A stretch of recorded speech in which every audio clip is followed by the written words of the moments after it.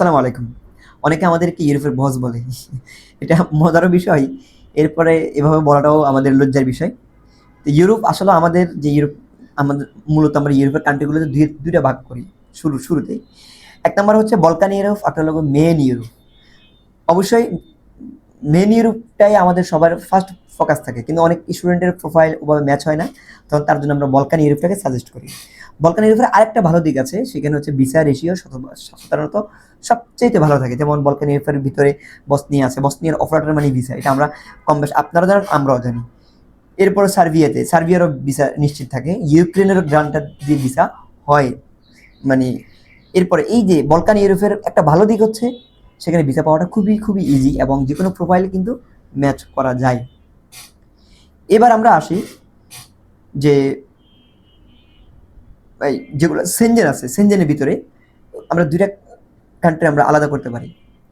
যেগুলো বাংলাদেশ থেকে এম্বাসি ফিস করা যায়, যেগুলো বাংলাদেশের বাইরে এম্বাসি ফিস করা যায়। আর আমি যদি ভিসার রেশিও বলি, সেটা এই দুটোর সাথে কানেক্টেড। যেগুলো বাংলাদেশ থেকে এম্বাসি ফিস হয়, যেমন হাঙ্গেরি থেকে শুরু করে মাল্টা, এগুলোর ভিসা রেশিও অত্যন্ত খারাপ। মাল্টাটা একদমই খারাপ। মাল্টার মাঝে কোনো ইন্টেক আছে, খুব পরিমাণ ভিসা দেয়, আবার কোনো ইন্টেক আছে ভিসা দেয়ই না। এবার আপনারা শুনছিলেন মাল্টার শোচনীয় দুরবস্থা। কেবল যে ৯০০টা পাসপোর্ট আমরা দেখতে পাচ্ছি, অনলাইনের মাধ্যমে হোক, সোশ্যাল মিডিয়ার মাধ্যমে হোক, সবগুলো রিজেক্ট করে দিল একদম একসাথে। অনেকগুলো পাসপোর্ট এখনও ডিসিশনের অপেক্ষায়, হয়তো এদের মধ্যে অনেকেই পেতে পারে। তো এই জন্য বাংলাদেশ থেকে আপনারা এম্বাসি ফেস করা যে আলস্যতা কেটে আমার মনে হচ্ছে আপনারা বাংলাদেশের বাইরে যে এজেন্সি, যে কান্ট্রিগুলো, ওগুলোতে আপনারা এম্বাসি ফেস করা অত্যন্ত ভালো হবে। স্লোভানিয়া, স্লোভাকিয়া, রোমানিয়া ইদানিং বিচার খুব খারাপ করে দিয়েছে। টপ যারা আমি যাদেরকে লিস্টেড করব, স্লোভানিয়া, স্লোভাকিয়া, এরপরে হচ্ছে আপনার লিথুনিয়া, এরপরে এটাকে কি বলে, ইস্তোনিয়া বিচার সবচেয়ে ভালো, শতভাগ বলা যায় যদি আপনার, কারণ তারা আইএলটিএস দেখে নেয় এবং ভালো প্রোফাইল দেখে নেয়। শতভাগ বিচার এখনও রয়েছে। এরপর পরবর্তী আপনার লিথুনিয়াকে আপনি দেখতে পারেন। লিথুনিয়া একটা বড় সুযোগ হচ্ছে আইএলটিএস ছাড়াই আপনি দিতে পারবেন ইংলিশ কোর টেস্টের মাধ্যমে।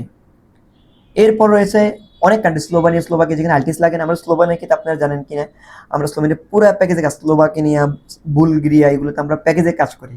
অর্থাৎ ভিসা হওয়ার পরে গিয়ে টিউশন ফি থেকে শুদ্ধ সব টাকা আপনি পরে দিতে পারবেন।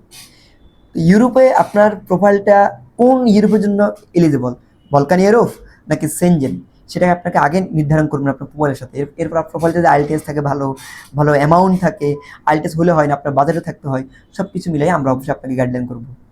তো আজকে এ পর্যন্ত, ইনশাল্লাহ দেখা হবে আরেক ভিডিওতে। আল্লাহ হাফিজ।